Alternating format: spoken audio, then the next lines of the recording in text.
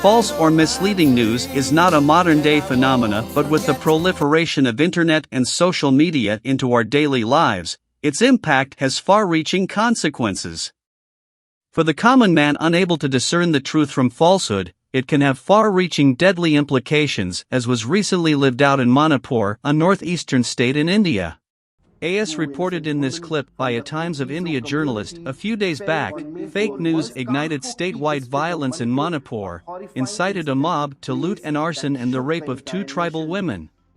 And in this episode of TOI Explains, we are going to tell you what really happened and how fake news played a role in inciting the mob that raped the woman, and they made 2 women parade naked in one of the districts of Manipur. False news, or its modern avatar, fake news, became a headline-grabbing phrase during Mr. Donald Trump's election campaign some 8 years back. If I lost every vote, we would have won the state of Pennsylvania. And the fake news refused to call it, right? Can you state categorically? You are fake news. Sir, go ahead. Can you state categorically? But what does fake news mean for those that are involved in the business of creating and building people and brand images? To throw more light on the issue, Sunita Zutshi spoke with Nidal Abou Zaki, founder and managing director of Orient Planet, a public relations company based in Dubai and catering to the MENA region. We as humans, we've been living with fake news for a long time. The only issue is that before the media was limited and controlled, and now with the advance of social media, it's becoming quite a complicated issue. But if you go back to history, there's always, for the past 200-300 years, there's always fake news, there's always propaganda that people make, there's always miscommunication, and there's always somebody who's spreading wrong information. Sometimes it's becoming the fact. So we are not sure really what is, because there are a lot of history, that nobody can judge if it's correct or not. The thing is that we've been always living with false information, and then, but this problem for the past 10 years is becoming much more serious with the advance of social media, where everybody now is becoming like an information source, and where it's so easy to anybody to create false news, and it will become viral on social media. And sometimes, like with the easiness of creating media outlets you can develop. Before, it was like you have traditional newspapers, magazines, so it was more controlled. The journalists who are working there, they have ethics, they have ethical code. These days, it's like quite hard to differentiate between false news and correct news. And I think this is a daily battle that we are facing. If you remember recently with the corona virus spreading, how much that we faced the wrong information, and each one will bring videos and different kind of information regarding the virus, whether it's with or with the conspiracy theory or without the conspiracy theory, and whether this medicine will work or this medicine will not work. And then we are facing false news daily when it's coming to political news. Now, if you see the Ukraine-Russia war, each one will tell you the truth from his own point of view, and you don't really, it's not 100% sure where is the truth. Right. So, Nidal, do you think it's more the social media issue, or do you think that newspapers and television channels too are affected and are getting into false news? Because there is no clarity on what the truth is. Yeah, of course. I mean, on TV level and newspaper level, it becomes like more of a structured propaganda or a kind of a fake news with hidden agenda. But sometimes on social media, it's instant. Maybe the people who are spreading it, they didn't do it with intention to hurt a company or a product or a person. So basically, the of course, there has been fake news since long time, but now I think the social media has exaggerated it, are amplifying this problem and make it easy to spread. So at your level, you're a very well-known marketing, not a marketing, but a PR company, and you're building images and profiles of companies and people. How much have you come across it, and how do you combat it? How do you fight this war as a company? Well, usually we deal with this case by case depending on the nature of the wrong news. Sometimes it's limited, so the effect, the damage is limited and it's so easy to control. Sometimes it's spreading and you need a lot of efforts to control it. But usually through education, through talking to the media channels if they are spreading wrong information, through sending educational information with proofs that the information is wrong. Usually these days, it's so easy for any company in the market to spread wrong information about its competitors. So there's always behind the social media accounts, sometimes like dark rooms that they are spreading these rumors.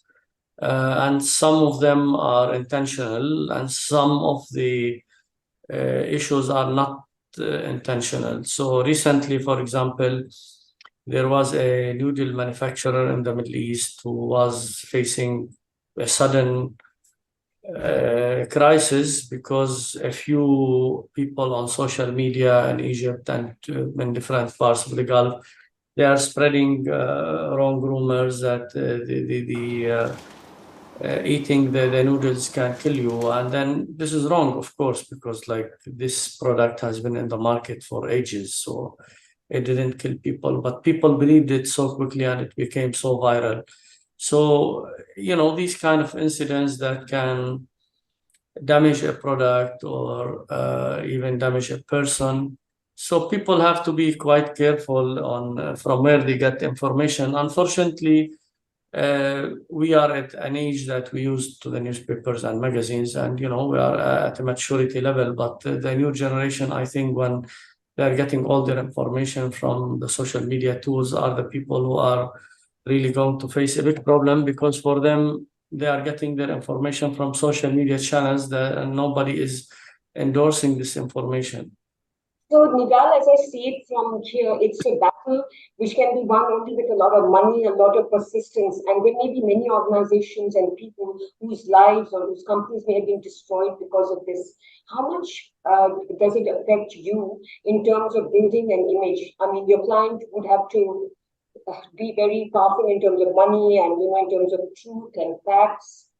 Would you agree that it's Thanks God, like we didn't face such a big problem. I mean, in the past, of course, we handled a few crisis communication for our clients, but it was quite like controlled. We didn't face like really a wrong battle, let's say, or an issue where the client has to pay a lot of money. I mean, of course, outside our company, we've seen some cases where companies face some problems either by scandals or wrong information spreading, or I think that education is quite important, responsible media is important, and the laws in each country, because here in the Gulf region, thanks God that there are quite good laws to protect the brand names and to protect people from privacy infringement or spreading wrong information or rumors. So there are very strict rules.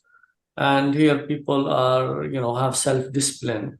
But we cannot, of course, judge this on different kind of countries where there is no kind of government body that's controlling this, because the social media, like any other channel, needs to be controlled because, okay, you can talk, you can write whatever you want, but without like the necessity of hurting other people or damaging a brand name or an image of a company or an individual or an organization. And you may have come across clients who have built a false narrative, and you may have seen through it and said, "Oh my God, this may not be the client for me. Have you had, building a false narrative and asking you to do the campaign here? Does that happen with you, and do you have to refuse clients because of that?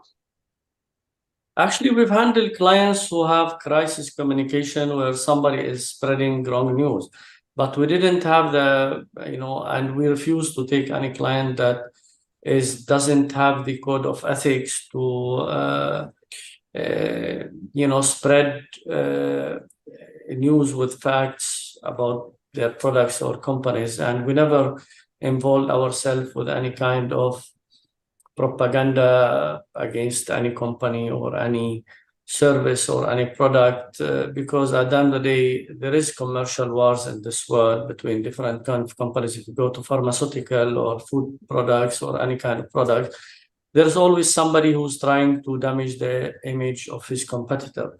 But thanks God, we never involved ourselves with these things because we have code of ethics. And I think that people who don't behave within strict lines of ethics, they cannot continue on the market because they use their credibility. And at the end of the day, it wouldn't be a good thing. Like we as consultants spend years and years to build our reputation, and suddenly we conduct a wrong activity that can damage our reputation. You have a very strict code of law in the Middle East. I mean, people are it's a different culture altogether. But do you see any strong laws that prevent people from attacking wrongly or unjustly?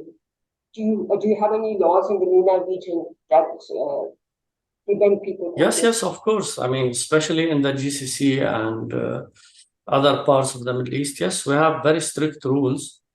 Laws, and they were updated recently, to reflect the technology boom and the social media tools. So here, for example, in the Gulf, there are rules to protect people from any kind of manipulation, any kind of,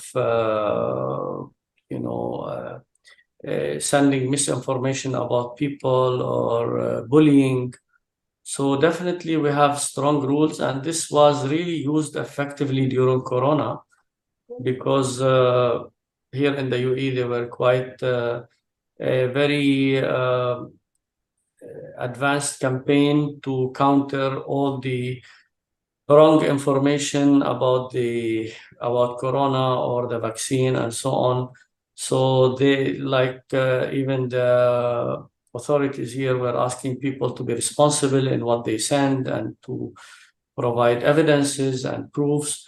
So I think that the cooperation between the government and the people and the different media outlets and organizations are all work together to make sure that whatever is published on social media doesn't hurt anybody, and it's basically factual, because at the end of the day, these days, the problem with social media is that anybody could be an information generator. It's not only a journalist. Anybody can do a video, anybody can do any kind of article that can create any kind of scenario, and then either it can be spreading without any financial support, or sometimes there are organizations that they can do these things deliberately, and they can, with the hope that they can damage their competitors. You talked about the dark rooms, and there are thought leaders who have a hidden agenda, and you can never see their faces. These people who take on fake names via social media. And how do you look at this whole phenomenon? How do you see it heading towards the future? What do you think is going to happen? Well, thanks God that in the UAE there are strict rules about this, and there was some new rules here that people should not use fake names or just create a fake account to attack somebody or the hidden agenda. So thanks God that the rules in the GCC are quite strict to protect people from bullying or spreading wrong information or rumors. And I think that this is main protection for the society and for businesses to have a healthy environment. Because at the end of the day, we feel that there is always a regulatory body who is having the umbrella to protect people and their interest and their dignity, and preventing anybody from bullying them or spreading wrong information. So thanks God that here, at least in the GCC, the rules are very clear, and usually this is also leading because the rules are also known to people. So I think that there is self-disciplinary atmosphere among people, that they control what they publish, because at the end of the day, they are responsible citizens. Do you believe in, in Canada, they have, for instance, banned certain government agencies from TikTok. Do you believe that banning will be the natural phenomenon to control this, or are you against banning? No, here there is banning rules that people, when they misuse it, sometimes they ban them for a certain period of time, 1 month, 2 months, 3 months. And during this period, they are sure that they will not use social media, just like at the end of the day, as a kind of a punishment for them for misusing the social media tools or spreading wrong information. So I think that the rules here, it's like, the rules on the road when you are crossing the speed, suddenly there's a radar, and the radar is made to prevent people from to drive, or encouraging them to drive in a responsible way and not to create risk for them and others.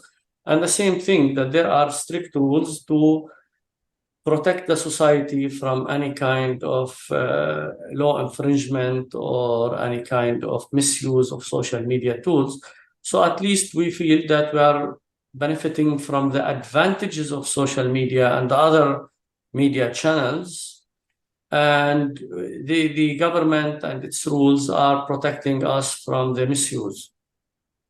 What are your challenges as a PR agency and a strategic policy? You do contribute a lot to strategic policy development as a PR agency as well. What are some of the challenges going ahead that you see coming your way, or you are already facing them, considering people? We don't see that it's major challenge as much as that we see that the media outlets are becoming multiplying quickly, because nowadays any influencer could be as effective as a newspaper. So if, let's say, the newspaper is distributing 100,000 copies and one influencer is having 500,000 followers, so that means maybe he's more influential than the newspaper. So the challenge is that how we are going to escort with all these advancements, how we are going to face the challenges of increasing the channels, and then the complication of the channels, because nowadays there's digital media that's tackling for vertical markets like food products or IT products. So from one hand, it's providing more media outlets for us to publish news. From the other side is that the media is becoming so fragmented to the level that efficient dealing with media in terms of planning and strategy and communication and procedures is becoming quite challenging, because you are dealing with a complicated media scene, not easy as before. Before, we used to have a few outlets, and these days, you find that there are a lot of influencers and bloggers, and the digital media is advancing fast. And I think Corona has accelerated it a lot. So people now are changing their habits. So they are not depending on newspapers to read. They are more depending on social media and digital media platforms. When you see it from across continents, for instance, in Canada or in the US, the culture is completely different. But there is so much interaction in terms of news coming through international channels or through the digital media. How does a person who does not know the truth, it becomes very difficult for that person to understand what the real scenario out there is. How does one tackle this kind of a situation? I think that, the social media needs to be organized, and, the spreading of rumors needs to be controlled. Otherwise, we are going to face influx of wrong information in the minds of people, and some people, they believe it. And then I think that without control, the wrong information in the media or social media can damage a society. It can break it. It can damage the business scene. It can affect the economy of a country sometimes. So basically, it's very important that there will be some kind of a framework how to deal with this. And I think all countries like India, like Singapore, like Asia, here in the Middle East, there's always some kind of laws to protect the rights of people, because at the end of the day, if you leave it like under the theory that people have the freedom to publish what they want, it can really make the society living on rumors, and then definitely it can sometimes damage the values of the society. My last question, Nidal, how much of a challenge is this kind of digital media or fragmentation of conventional media impacting PR agencies? Do they have to work harder now because a client can, they have multiple ways of reaching their audience? What is your strategy and what are your thoughts on that? Yeah, now we have a big media relations team and media and influencer media team. A team who's just like making sure that we have always updated databases, and then we follow the influencers and we make sure that what's their interest, and we try to accommodate the information of our clients within their interest. Definitely, a lot of them are these days, they ask for money to publish. So it's again challenging for the customer to provide like a big budget to distribute it among influencers. And sometimes because the cost of the major influencers is heavy, so we go to micro influencers who maybe have less number of followers and more focused groups. So definitely it has been a challenge, but at the end of the day, there's a bright side also, because we have now more outlets to publish our news, and there's always the choice, and then there's always more specialization. So now you can find people who are only testing cars, and then people who are specialized in technology, and people who are specialized in other social activities or pharmaceutical. So those people, sometimes they open the market for new ideas, and some customers are happy with the presence of different kind of options to promote their products or services. So yeah, it's challenging. Things are changing fast, but at the end of the day, always smart consultants should really be on top of things and not be like following the trends with a late manner. Thank you so much, Nidal. It was a pleasure meeting you.